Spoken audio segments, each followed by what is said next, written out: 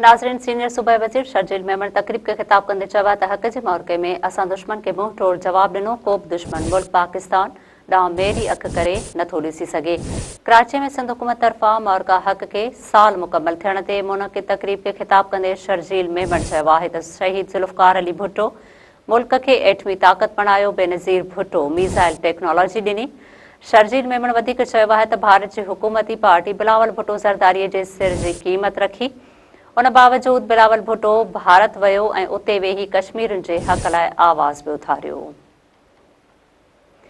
नाज़रीन, अवां खे हिकु भेरो ॿीहर अहम ख़बर खां आगाह कंदा हलूं त सीनियर सूबाई वज़ीर शर्जील मेमन तकरीब के खिताब कंदे चयो आहे त हक़ जे मौक़े में असां दुश्मन खे मुंह तोड़ जवाब ॾिनो।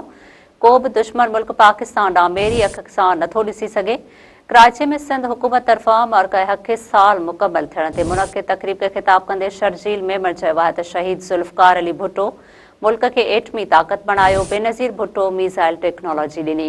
शर्जील मेमन वधीक चयो आहे त भारत जी हुकूमती पार्टी बिलावल भुट्टो ज़रदारीअ जे सिर जी क़ीमत रखी। उन बावजूद बि बिलावल भुट्टो भारत वियो ऐं उते वेही कश्मीरियुनि जे हक़ लाइ आवाज़ बि उथारियो।